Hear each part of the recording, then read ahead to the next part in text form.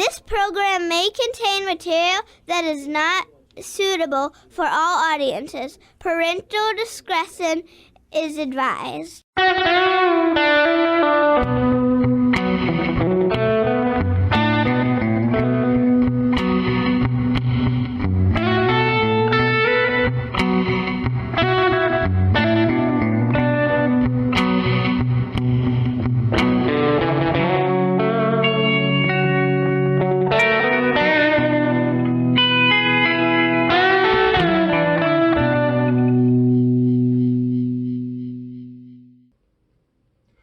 Welcome to Straight Talk with DC Hannah, coming to you live from the heart of the Ronapocalypse and the long, hot summer of 2020. All around us, people are afraid of uncertain things, whether it is the pandemic, government overreaction to the pandemic, rioting in the streets, and the general breakdown of order. So in response to that, several people have contacted me and asked my opinion about purchasing their first firearm. And so today I'd like to give you a few thoughts about buying your first gun. Some of these may be unpopular in the gun community, but they're all common sense. And I'm a common sense kind of guy, so that's what you're going to get. First up, before we show any firearms today, please note that all firearms have been cleared. They're all unloaded, and they've been double-checked. So we are being safe here. Second up, this is my opinion. If you go out onto YouTube or anywhere on the internet to a gun shop or talk to your friends, you'll find different opinions. There's benefit, there's validity in everyone's opinion. Mine just happens to be right. So let's begin. Today, you want to buy your first gun. And in doing so, your reason for having the gun is protection, right? Self-protection, protection of your family, in the home, and when you're outside the home. Now, if we limit your protection to in the home for your first gun, the obvious choice is a shotgun. And we'll talk about shotguns another time, with the exception of saying that nothing beats a good 12 gauge. Now, for a firearm for you to take outside your home, to carry on your person, to carry in your vehicle, to have at your place of business, and to protect you at home, there are a large number of options. And really, what is best, that sentence needs to be finished by what's best for you. So, the first thing I want to teach you is the first rule of gunfighting. And the first rule of gunfighting is have a gun. Now, there's a caveat to that, as there are in all things where we make broad-based rules. And that is certain firearms are not well suited for personal protection and defense guns. Some of those guns are actually fairly popular, but they're still poor choices. Number one, you're going to want to avoid the muzzleloader. I know you may be laughing, but for 400 years, this was the height of technology in personal protection. A man would carry 2, one on each side, or 4 on a belt, tucked into a sash, in holsters on his saddle. Now, the obvious problem with this is, in a gunfight, you have one shot. Now, one shot was sufficient to take care of Alexander Hamilton, but it took him a while to die. And your purpose in gunfighting is not to eventually have the bad guy die. It's to stop the threat immediately. And so the muzzleloader is a bad choice. That is unless your major concern is werewolves and you need to make your own bullets out of silver. In that case, this may be your choice. Another poor option, and this may be an unpopular opinion, is the single-action revolver. Now, this fine specimen is the Ruger Blackhawk 357 Magnum. It is a single-action revolver. That means that the hammer has to be cocked every time it's fired, or it won't fire. Now, if you're hunting, or if you happen to be in the Old West and this was the epitome of technology, then it's a good choice. But in today's world, in the real world, quickly drawing your weapon under stress, the stress of being threatened, and remembering to thumb the hammer back, not just one click, but 3 or 4 clicks all the way back, based on how the weapon is built, and then shooting. That's a slow, perhaps even fatally slow proposition and prone to failure. So unless you're an experienced pistolero, unless you shoot single action sport shooting, unless you are a cowboy gunfighter, avoid this as your concealed carry gun, at least as your first gun, because there are better options. Now, if you've noticed, I've drawn a line up to the year roughly 1900. Well, in fact, that's really the point at which we look at firearms designed and made after 1900 versus those before 1900 for good choices. But there is one pistol made after 1900 that I'm also going to recommend against. And this is one, if it's your first gun, you're going to the gun store, some yahoo behind the counter or some tactical Timmy standing next to you may try to impress upon you the necessity of buying this gun for your first gun. And that's the little tiny lady gun. This little tiny lady gun is not mine, I will say with all honesty. This is a 25 caliber Jennings. And it is not only one of the most unreliable handguns ever made, it's also one of the weakest. It has a 6-shot capacity, shooting a 25 caliber bullet, has such little energy that it may or may not penetrate enough into the body to actually damage a vital organ. Now, many people died of 25 caliber bullet wounds, but with the exception of someone perhaps quite fortuitously shot through the eye into the brain, no one just immediately stopped whatever foul thing they were doing and made an attack or ended an attack after being shot with a 25. There really is a power level cutoff, and 25 is on the left side of it. Now, talking about the power level cutoff, that threshold below which you cannot reliably expect a handgun to provide enough stopping power, and that is a controversial phrase in the gun community, to stop a gunfight. The bullet may not penetrate deeply enough. It may not cause enough pain, and it may not break bones, at least enough large bones that could stop a person from physically being able to continue a fight. Those are 3 factors in the effectiveness of a handgun cartridge. Number 1, how deeply can the bullet penetrate in order to strike and damage vital organs? The heart, the lungs, the major blood vessels, or to enter the brain. I know, this may be a little more than you were planning on for a little light morning YouTubing. But this is the reality of gunfighting. Number 1, the ability of the bullet to penetrate to vital organs and cause damage. Number 2, the ability to impart pain on contact, causing a pain response on the person who's been shot.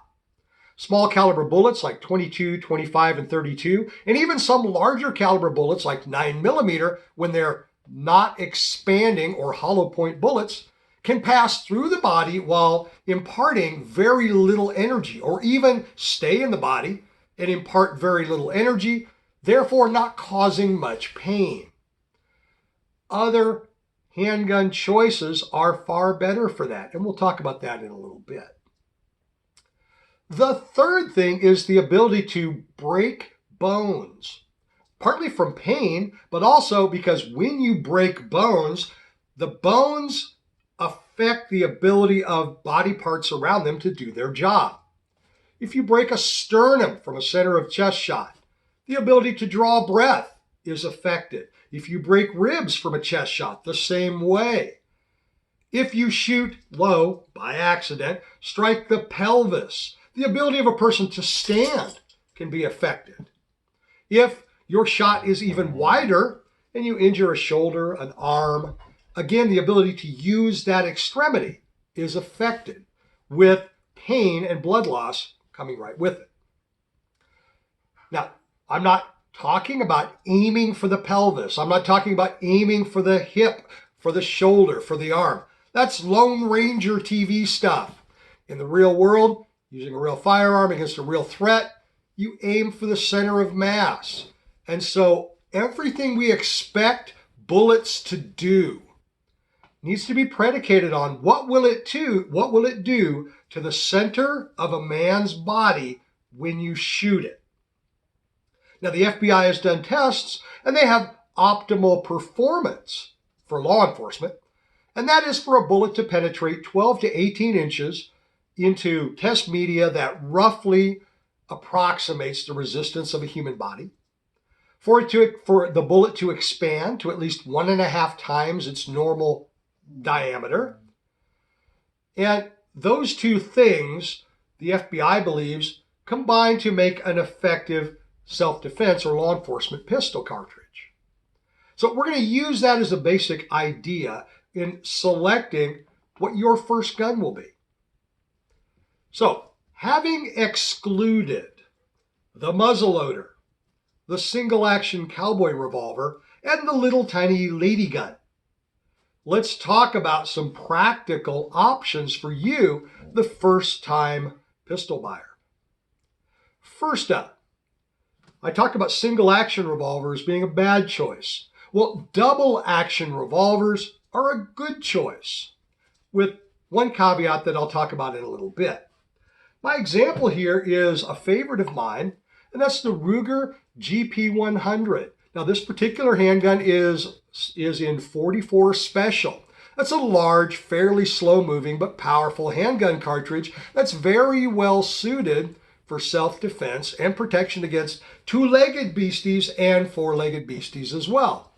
And whether a black bear or an angry person confronts me, I am well suited protecting myself with a 44. This particular 44 being a heavy handgun and not shooting the more powerful 44 Magnum cartridge actually allows for quick follow-up shots and very accurate shooting. It is a good choice for self-defense and carry for someone who's able to carry a 40-ounce handgun. You do the math on just how big that is. That may be more than you're ready to pack on your hip any day of the week. You do have to dress around your concealment carry firearm, and so that can also limit your opportunities, particularly in the summer. Now, if a big old monster gun like that, I know, I said it jokingly, is not for you, a smaller revolver in 38 Special or 357 Magnum is also an excellent choice. This classic handgun is a Colt Official Police 38 Special. It was manufactured in the 1930s, but it is still a fine, very efficient machine for self-defense. Now, this particular handgun had the barrel shortened from 4 inches, the original full-size carry for police in the 1930s, down to 3 inches, making it better for concealed carry. It is quite similar to the Colt Detective Special that was also manufactured in the time, but it was made with a 2-inch barrel. The 3-inch splits the difference nicely. This is a reliable, medium-powered revolver, and it's excellent for concealed carry and also for home defense. Now, here's where we're going to talk about the downside of revolvers, and that is the capacity. This revolver holds 6 cartridges. The Ruger 44 Special holds 5 cartridges. Now, think about what that means for you, the handgun carrier. It means that in a gunfight, that's how many rounds you have to survive. That's how many rounds you have to survive, 6 or 5. Now, 6 rounds in 99+% of lethal force encounters is more than enough to keep you alive and allow you to win the gunfight. I'll say that again. 6 rounds or 5 rounds in 99% of gunfights is sufficient for you to survive and win. Now that is controversial. Tactical Timmys, other people on YouTube who are doing their best to sell you their idea, sometimes even their program, and sometimes their product, want you to believe that you need, and they use the word need, a 17 or 15 round combat pistol in order to survive. People on that side of the fence, they refer to people on my side of the fence as names like Fudd, like Elmer Fudd. But here's the reality of it. In real gunfights, as soon as your opponent, the bad guy, figures out that you are armed and you're shooting, his plan for whatever he was going to do changes, and he doesn't have a backup plan. Bad guys don't train like Navy SEALs with a plan and a backup plan and a second backup plan. Their plan is quite simple. I'm going to get my gun and I'm going to go rob, rape, or kill that guy over there. That's it. Their expectation is that guy over there is a soft target. He's unarmed. He's unaware. And he will not offer resistance to their speed, their savagery, and their dangerous, either the presentation or use of their weapon. So when you respond with lethal force, when you draw your weapon and you engage with the first well-placed shot on target, you have just changed his plan, scrambled his brain, and you now have the advantage. Now you have to overcome your surprise. Surprise is one of the things they count on. But you do that through training and through vigilance, keeping your mind on your surroundings and anticipating that trouble can happen at any time. Under those circumstances, your classic revolver can be an excellent, very comfortable and comforting choice. If that's what you like, go with it. But if you are concerned about how many rounds you have in the gunfight, because, although you can learn using a speed loader, a speed strip, speed reloading a revolver, the process of reloading a revolver is slow. You open the cylinder, you dump out the empties, you get your reload from a speed loader or speed strips, and you put them in. Then you close the cylinder and you're back in the gunfight. Well, guess what? That means that for anywhere from 5, if you're really practiced, to 15 plus seconds, you're standing there with an unloaded weapon in your hand in the middle of the gunfight. A person who carries a revolver must be prepared to get the first shot on target quickly and accurately, and then to slow down subsequent shots so each one hits your target, whether it's one bad guy or more, because your reload will happen after the gunfight. And that's exactly right. You will fire, get through the gunfight, and whether you shoot 3 or 4 or 5 or 6, after reload. Because you don't know if everything's done. You don't know if the bad guy's done. You don't know if he's done fighting or his friends are done fighting. You don't let your guard down. You'll reload. But that happens after the gunfight. And so you are limited to however many rounds you have, 6 or 5, during the gunfight. Don't get caught with an empty gun in your hand. That will get you killed. So, if that concerns you, then we're going to move on to the next level of handguns, and that's semi-automatic pistols. Now, semi-automatic pistols have a lot of advantages over revolvers. And I'm the first to admit it, even being an admired revolver guy. Number one, they'll hold more rounds. You're limited to 5 rounds of .44 caliber goodness with this. But with a smaller handgun, you may have 7 or 8 or 12 or 15, which will carry you through the gunfight without having to reload much better. And I'll admit that. Now, I said 7. A handgun of this size, this is a Ruger EC9S, holds 7 rounds of 9mm ammunition plus 1 in the chamber. That's 8 rounds of 9mm. And 9mm is a duty size. It's the same round that the military use and many law enforcement in a smaller package. Now, I want to make a comparison here. This is not the little pink lady gun that shoots a 25. Yet see how close they are in size? So if you're considering a small handgun and a concealable one, don't get the 25 or the 32. Get a 380, which is really the marginal caliber for self-defense on pistols, or a 9mm, or bigger, of course.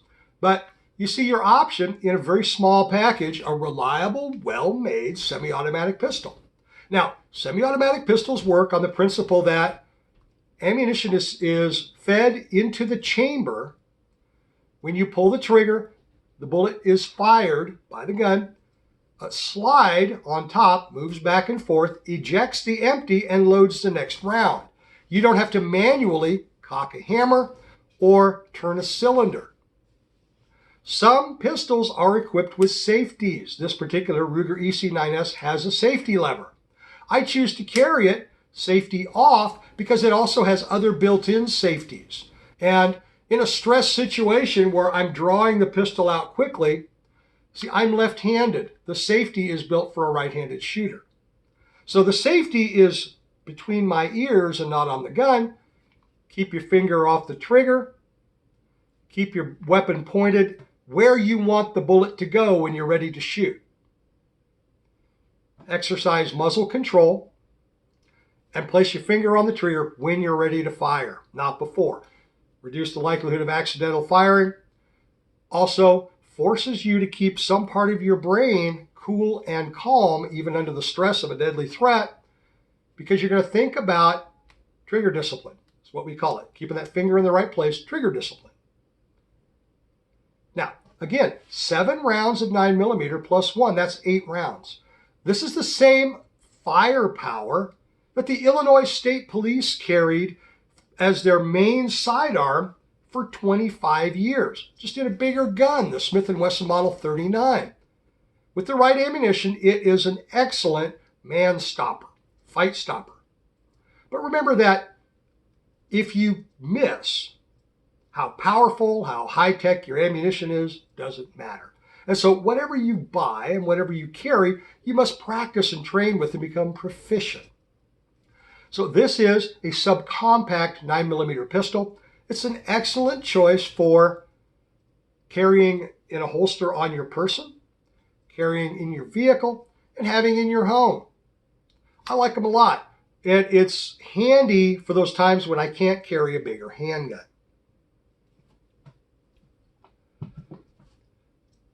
I said before that 9mm is a service cartridge. The pistols are called service pistols. They were often initially designed or used by military and law enforcement. The most common current example of that is the Glock pistol. Originally designed in the 1980s for the Austrian military, they're now carried by law enforcement, by security, by military, and by civilians, citizens around the world. They're very popular. Now, Glocks have some drawbacks, some shortcomings. They're the Honda Accord of handguns. They're great. They get the job done. They're not the best at any one thing. The reason they're so popular is that government agencies, military and law enforcement, bought them because they are reliable, easy to repair, and inexpensive on government contracts. And the biggest reason that so many civilian citizen owners have them is because military and law enforcement have them, with the thought process being, well, if it's good enough for the Army, if it's good enough for the Marines, if it's good enough for the FBI, it's good enough for me. Well, there are 9mm pistols that are better built than the Glock. And if you want to find a service handgun, a full-size 9mm pistol with a large capacity, then look at other options other than Glock as well. Look at the Glocks. you may decide Glock is right for you. But there are other handguns that do particular things that Glock does even better. Now this guy right here, this is the Walther PPQ M2.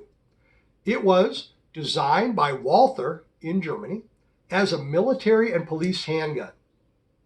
It was designed for the law enforcement market in the United States and in Europe with the features that law enforcement are looking for. Its capacity is 15 rounds. Its barrel length is 4 inches, which places it in the same category as the Glock 19. Government-issued holsters made for Glock pistols also fit this. Another handgun, the VP9 from Heckler & Koch, also looks very similar for the same reason, so that they'll fit into military holsters with the same barrel length, because those are the specs that the military wanted. Now, this particular pistol has no external safeties. The safeties are all built into the gun. Trigger bar safety right here, which means that the weapon will not fire unless you have depressed that little bar to push the trigger backwards. Safety is built into the inside of the gun, one being a magazine disconnect. The magazine has to be loaded for the pistol to fire.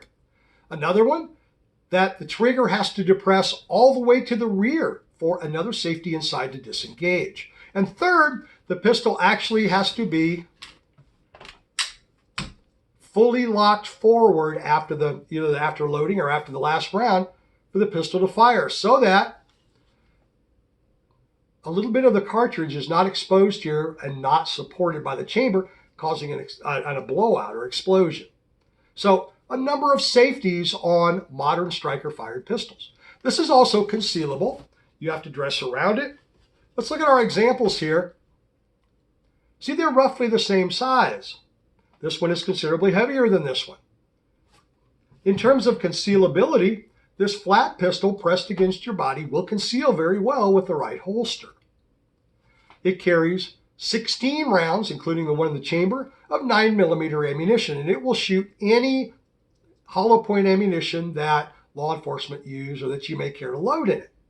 It's an accurate pistol with an excellent quality trigger on it. And for a service handgun, for home defense, for in your car, and under the right circumstances for concealed carry, you can't beat it. Now, it seems that I've given you an awful lot of fairly vague information. And that's probably true. But it's because there is so much, and part of that is your own personal taste, style, and preferences. I can't know what threats you face in your life. And so I cannot say to you, this one gun is perfect for you.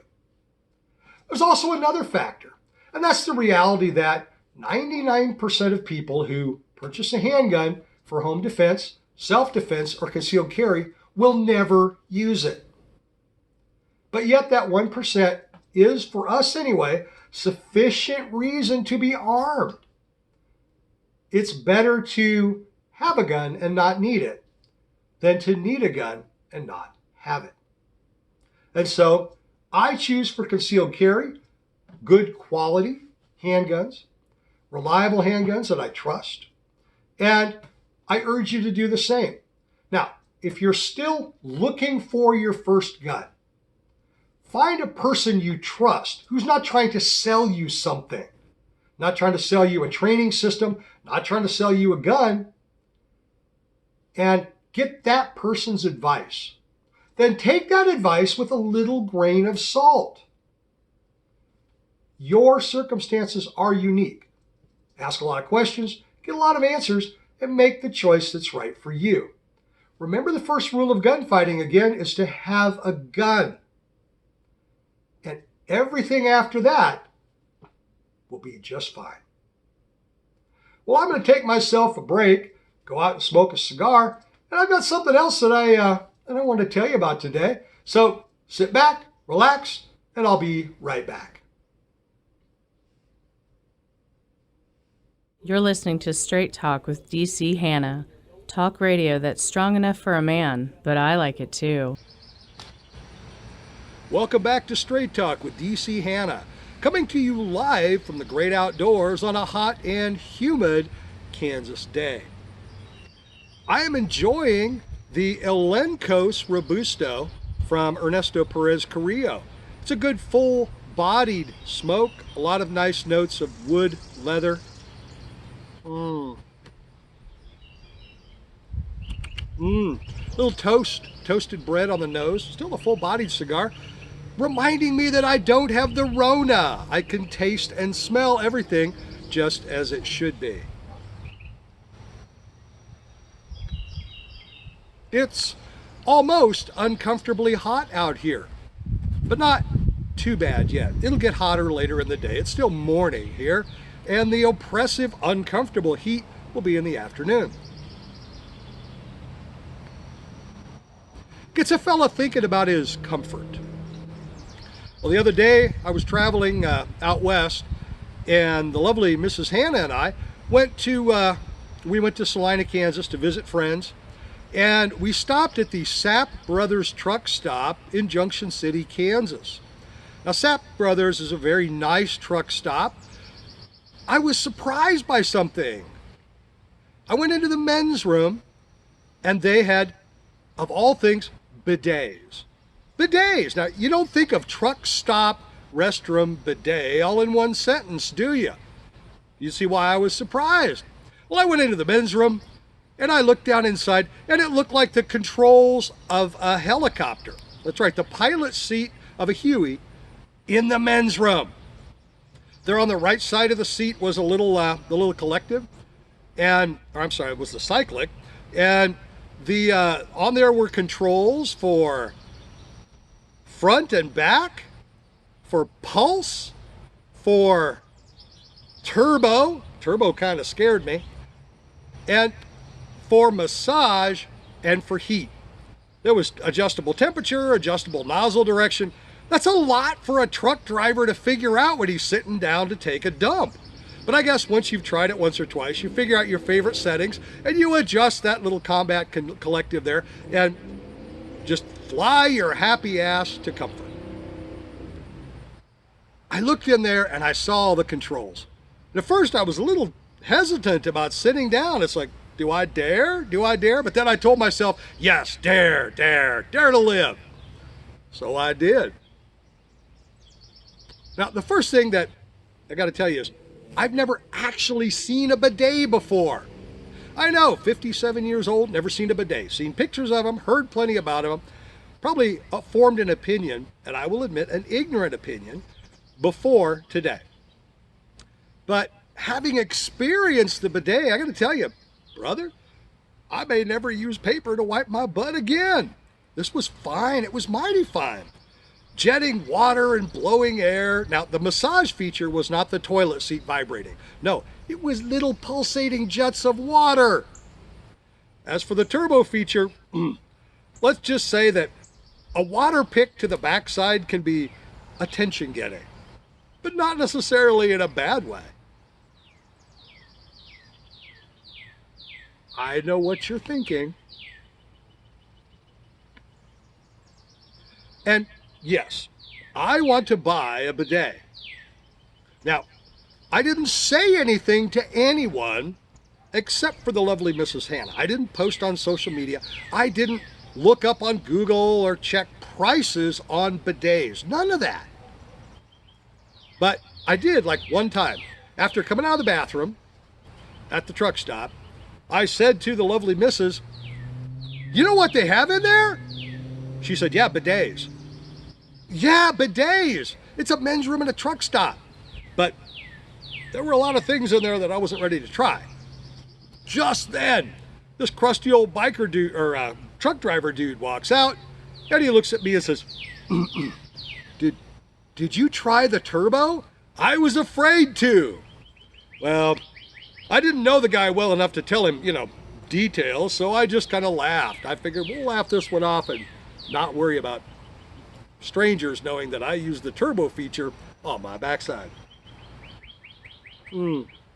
Good coffee this morning with the good full-flavored cigar. Well, as I said, I never told anybody else.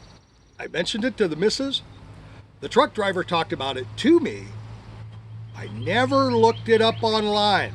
But the next thing you know, my Facebook is full of push ads for bidets. Now, I figured bidets would come from somebody like Kohler, American Standard, Delta, a reputable American plumbing company. But all of my push ads are coming from strangely titled companies or providers, advertisers, which make me suspect they're all really made in Chinese sweatshops. Companies like Tushy and Ume We Go or something like that. Away We Go? Something like that. They're doing their damnedest to get me excited about a bidet, not necessarily in appropriate ways. There's one ad that shows a woman and she seems to be riding a wave in the bathroom. Now that doesn't make me want to buy the bidet. I don't want to have to mop the floor or worry about my wife leaving me for a jet-powered toilet vibrator. No go. Not going to get that one. Another one shows happy people smiling. I'm not sure I want my bathroom experience to be one in which I smile regularly. I know, jet pulsation, etc., etc. It could make a guy pretty happy. But I'm not that guy that demands that my every personal activity have a happy ending. No thanks. Now, a serious discussion about bidets. Bidets are more hygienic than toilet paper. And so, rather than just smear everything around or blot out it with paper, the idea of actually washing off sounds great. But it is an expensive proposition. $100 to $600, depending on which toilet seat or toilet seat add-on, bolt-on you get. It could be expensive. And how do you clean these things? I mean, they're down there with all the dirty stuff. Is there special cleaning involved? What is the inexpensive alternative? Well, now I did go to Amazon to look at bidets. And as I said, bidets, $100 to $600. Ultimately, you're never going to save that in toilet paper, not at $8.99 for a roll of 12. But the other option is just to have a wash-up. Showers and shower hoses, they don't cost anything. The little shower additive thing you put on your shower with a hose on it, I mean, you could do everything it needs to do and then dry your butt off, right? Well, that does have the potential to get messy. And if you're just stopping for a quick bathroom trip in the middle of the day, you may not be ready to completely disrobe and wash yourself. So fortunately, there are other options. There's a squirt bottle, there's a washcloth, or there is use the toilet paper for those quick stops. But when you have the time to really enjoy it, fire up that AH-64 Apache bidet and give yourself a proper washing down under. I'm not sold on the idea, but Facebook is doing its damnedest to push me into it. Who knows? Maybe they'll succeed. How much money does Zuckerberg get in a kickback if I buy a bidet from Oogly or from Tushy? I think maybe we need some congressional hearings on all that, right? Because what could be more entertaining than hearing Mark Zuckerberg talk about how much money he makes on bidets? Maybe I just want wall-to-wall television coverage of Zuck talking about bidets. Let's make it mainstream. Or maybe not. Is this TMI? Because I don't think it's TMI. After all, you're all my friends. I'm comfortable talking with you about some of the most intimate things in my life. I think we've crossed that threshold. Well, let me know what you think about bidets or any other fool thing. How about cigars? We can talk more about cigars and less about bidets, but I need your feedback to find that out. Comment here on YouTube, down below, Or if you're following me on Facebook at Straight Talk with DC Hannah, drop me a note. I'm happy to talk to you.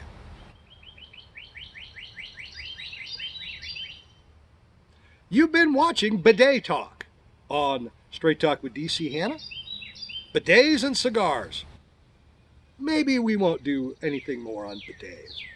So feel free to come back next time when we'll talk about something else. Guns, cigars, whiskey, politics, face masks, the Rona. I'll find something, I'm sure. Well, I'm going to enjoy the rest of this very fine cigar out here in the Kansas heat. And then I'm going to go about my day. Thanks for watching. I appreciate all of you. Peace out. And for my friends and my family, I love you. I'll talk to you soon. Bye now.